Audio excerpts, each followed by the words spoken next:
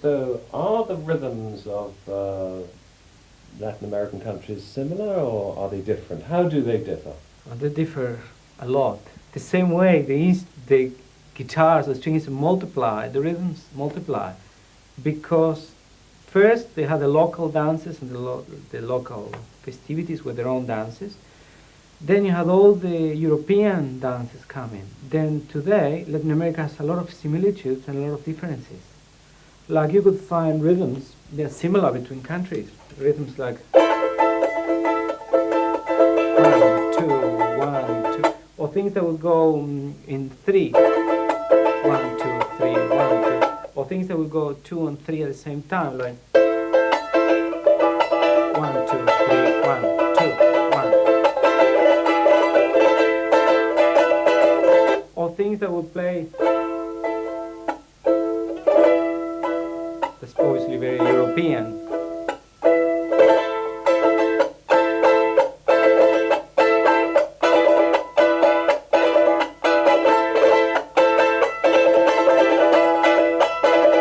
Okay, every rhythm has a different name, and every rhythm is a different dance. Like I play a rhythm called huayno, that's called carnavalito in other countries. A rhythm called bailecito, another rhythm called cueca, another rhythm called samba, but samba with Z, no with S. And every country has their own things.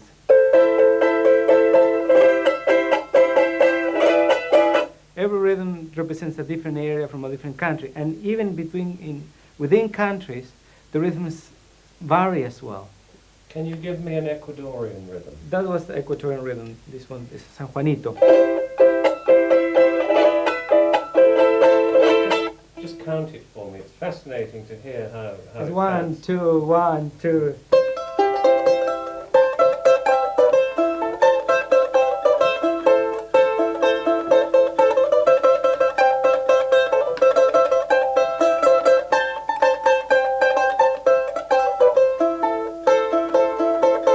That sort of feel they play in Ecuador.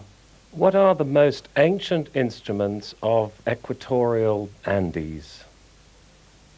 The instruments we have that come from the old days, the pre-Columbian times, are instruments like these sort of pan pipes or pan flutes. You know, they come in different shapes. Unfortunately, the ancient instruments are made of perishable materials. That means that all we get are reproductions of those ancient instruments, but you can sort of get an idea of the sound they would have had.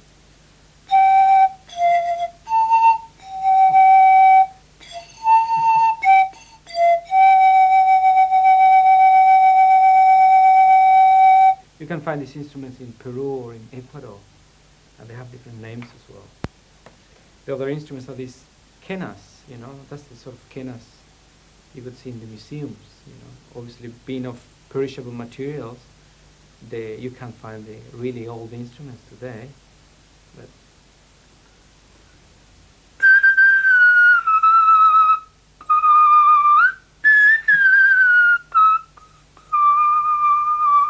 while the modern quena is an instrument like this, or like this, and it's the same principle, but it's tuned to European music today. But it's in principle the same thing, and it's the instrument the population play today.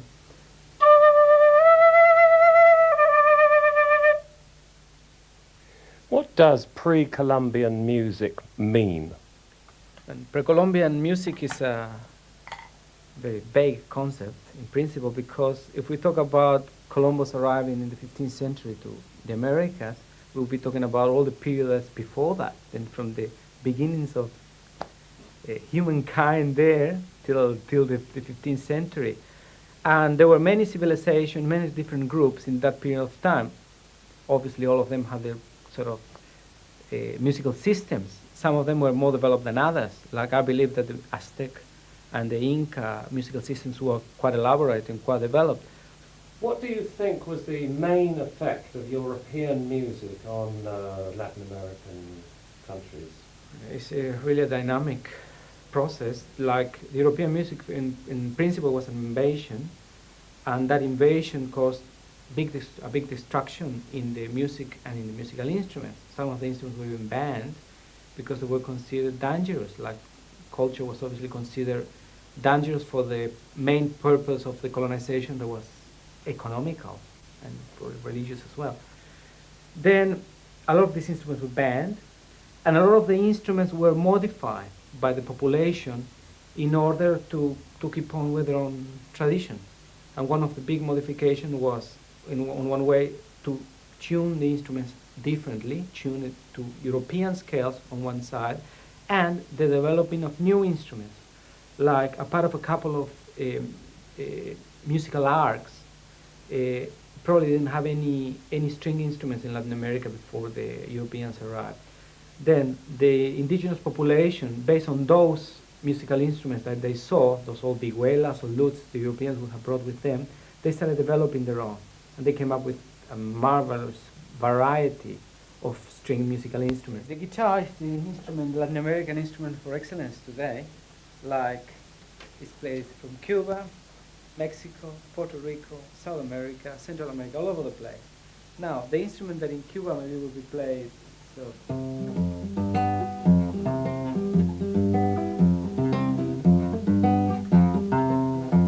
In Brazil, we play, for example,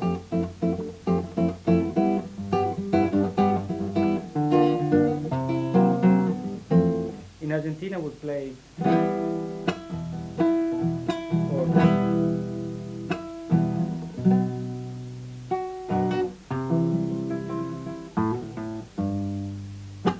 Bolivia. Now, the instrument in Europe, it really became a concert instrument. It started to be brighter, bigger. They developed technology in the strings, in the tuning, and everything. But what happened in Latin America, the instrument got multiplied. Then, instead of having just one guitar to work with, we developed all these different kinds of instruments. I got a few only, but I think some of them are quite interesting. One of them, for example, is the requinto. The requinto is like a small version of the guitar. It's smaller, as you can see the size, and it's tuned higher than the guitar. Then when you have a trio, let's say playing different, every musician taking a different role, the requinto will play the leading role. That's the requinto. We have the cuatro as well.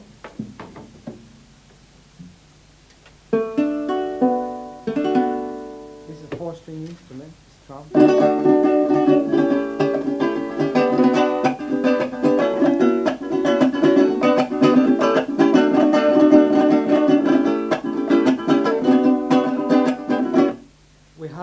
Other instruments like this viola nordestina.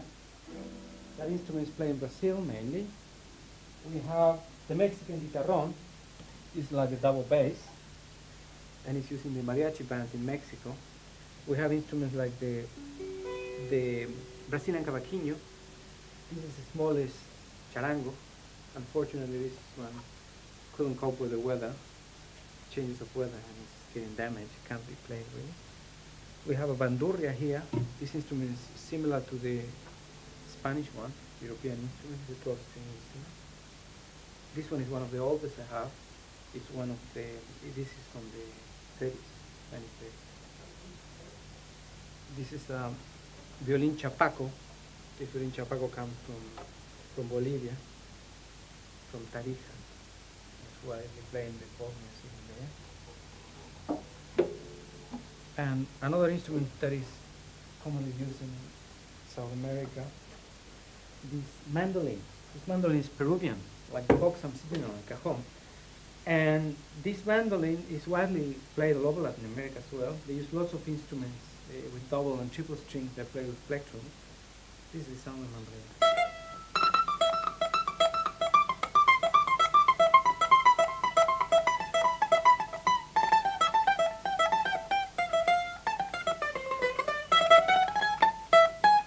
That's the mandolin. And we have the Ecuadorian bandolin. The bandolins are played in Ecuador, in Colombia, I believe, and they have different shapes as well. They could have a shape similar to the mandolin, but they could have this guitar-like shape.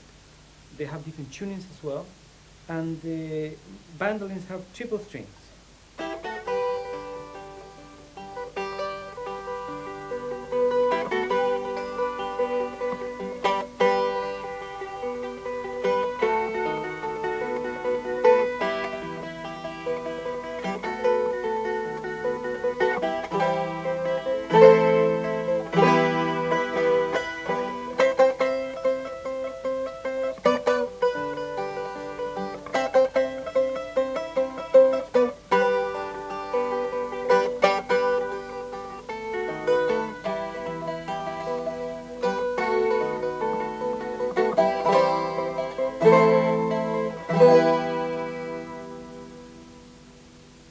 The next song is from Bolivia as well. It's called Cacharpaya or Cacharpaya del Indio, the Indian's farewell.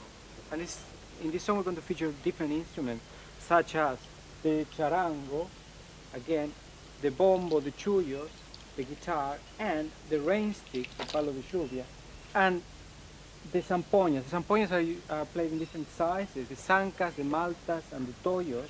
And we're going to feature those instruments as well, with the moseño and the quena. The moseño is long flute. Then you can hear all the different timbres of all these ancient instruments.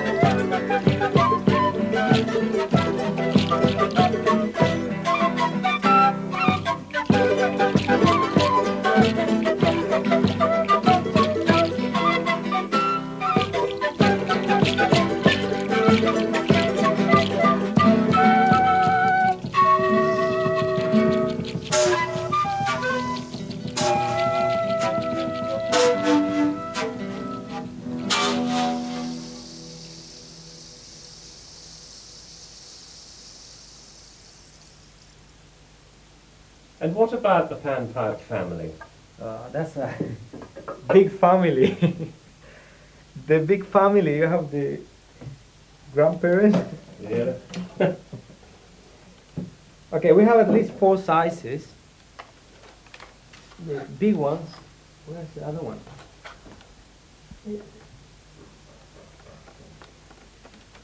The big ones, the toyos. You see, this instrument traditionally is being played between 2 musicians. They share the scale. And they demand a lot of air as well. That obviously for... Can you say that again? They demand a lot of air as well. Then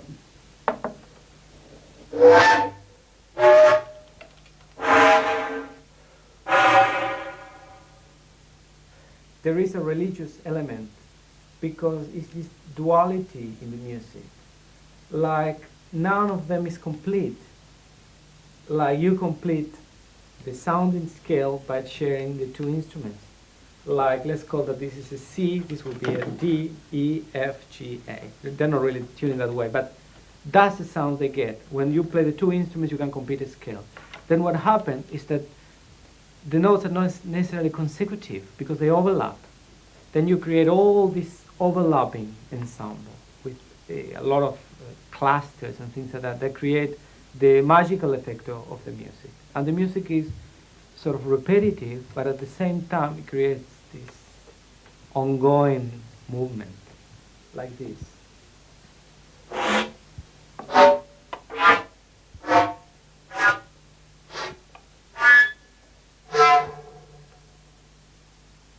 That's the way they play. Not only this pair, but also the different sizes. So are all the family of panpipes in pairs? This kind of family, the Samponias or Sicus. The others are different as well. But a lot of them are playing in pairs.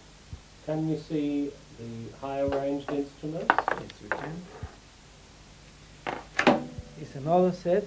These are already stuck to be played by 1 person, but really, traditionally, they would be played by 2.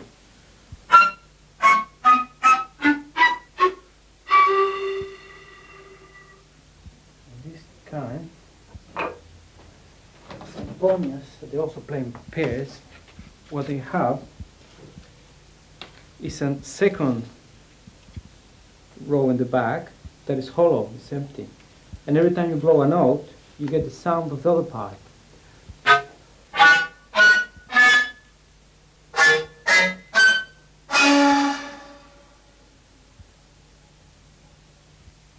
Because not necessarily, while European music is looking for the purity of sound, music in other parts of the world is not looking for the purity. It's looking for all those extra sounds. And these instruments are a good example for that. Are those extra sounds inspired by the environment? Yeah, I believe that all the sounds probably are inspired by the environment in these instruments. That's all I can say. It's very difficult for me to talk about their inspiration. But I believe that they will be, like most of these instruments, really, in one way or another, they reflect the environment. What sort of sounds do you think have been the inspiration for these panpipes? Obviously, living in the highlands will be the sounds of the wind, the sound of the water, the sound of the trees. A lot of instruments sound very environmental. birds as well, like lots of flutes.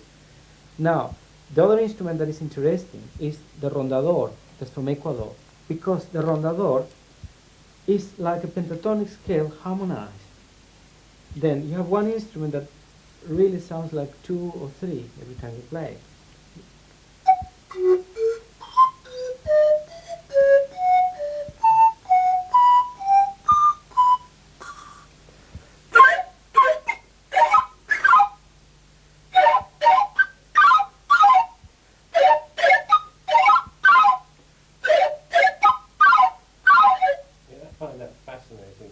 Can you just do that again? Give me the scale. No, slowly.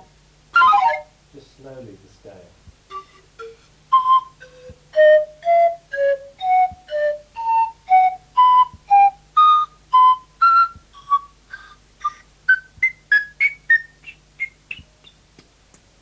And to play the top end, you overblow.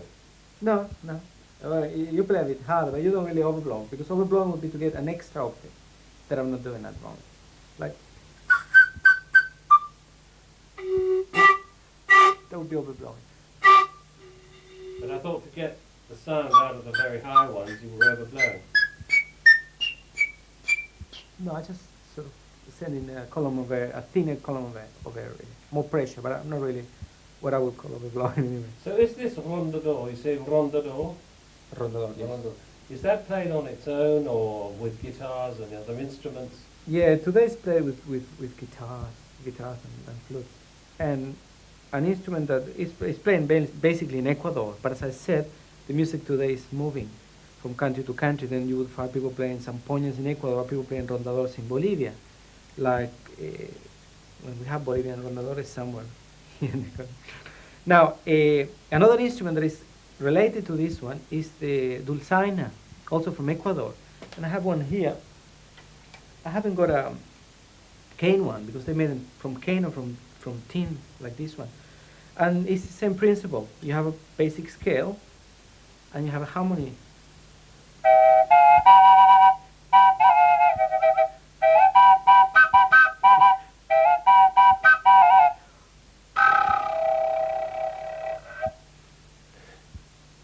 This is another amazing collection of wind instruments, Justo. Can you explain where they come from and which is the oldest, actually? Which one do you think is the most ancient?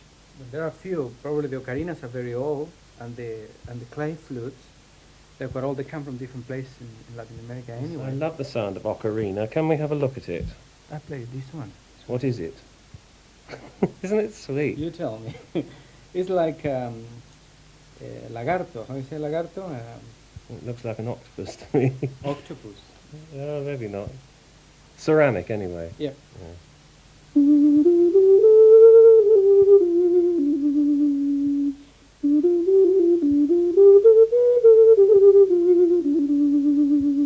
Here's another one.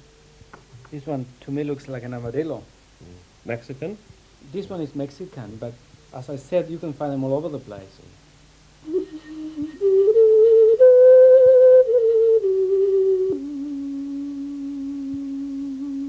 What about this lovely bird here? Could we have a look at that one? Yeah, it's a beautiful bird, isn't it?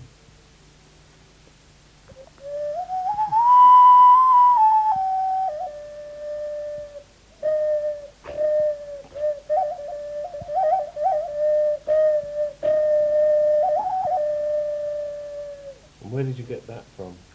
I don't remember. Probably in Ecuador. Yes.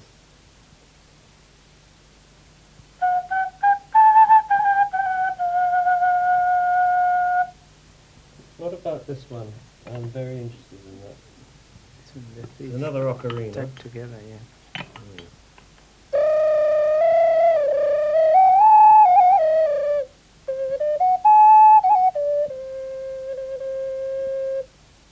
Justo, do you call these recorders or flutes?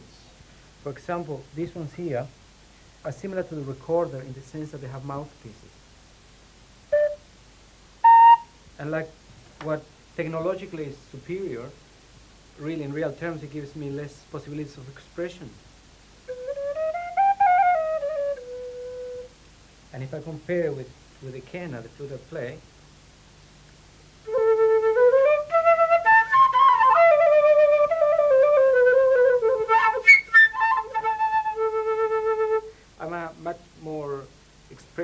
expressive devices than those other ones. And this other one, because they come in different sizes, they could be big or small. Now the big one is obviously going to have a low sound. It's called kenacho or kenakena.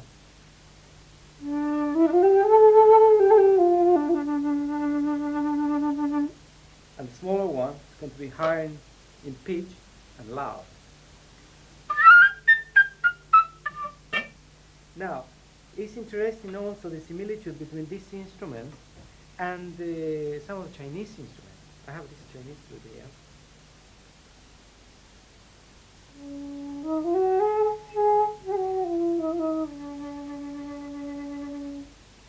And mine.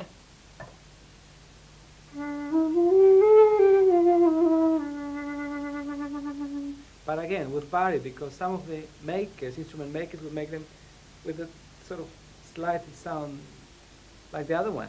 That's extraordinary that Chinese music and Andean music have so much in common, isn't it? And that would confirm one of the theories about the traveling between continents.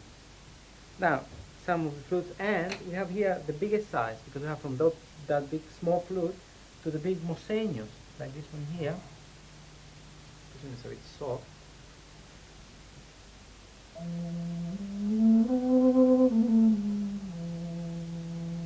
But you will hear many times overdone. Or this one here is another version of the same instrument.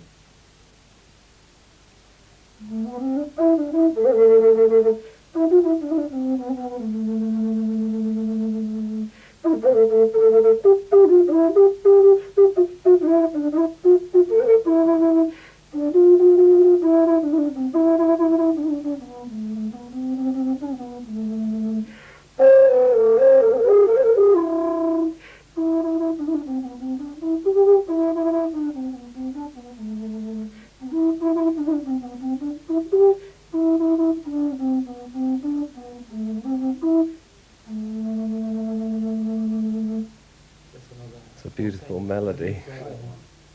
So can we have a look at this Chinese flute? Yes. As you can see, it's very similar to our kenachos.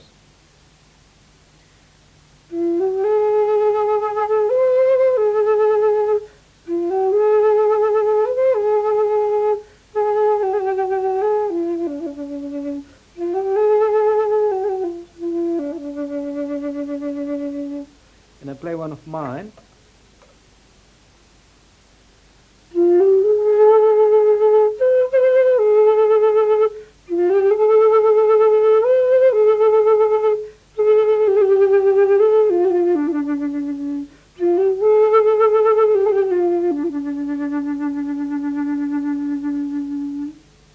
Yours comes from... This one is made in Argentina, but it comes really from the Bolivian or Peruvian kenachos or kenakenas. That's quite extraordinary because it just demonstrates that the music of the world is so affected by climate and type of wood and so on. I mean, both those are bamboo, aren't they? Yep, different kinds of bamboo.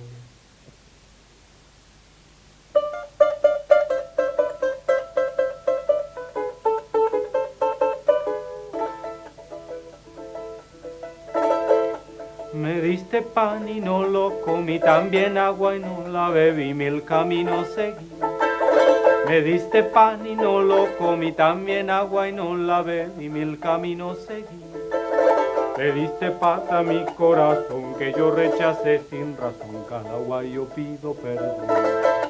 Le diste paz a mi corazón que yo rechacé sin razón, cada agua yo pido perdón. Y hoy que estoy ya tan lejos de aquí, me doy cuenta de lo que perdí. Cuando no tenga ni agua que beber, acá al agua yo quisiera volver. Cuando no tenga ni agua que beber, acá al agua yo quisiera volver. Me diste pan y no lo comí, también agua y no la bebí, mil caminos seguí. Le diste paz a mi corazón que yo rechacé sin razón, cada agua yo pido perdón.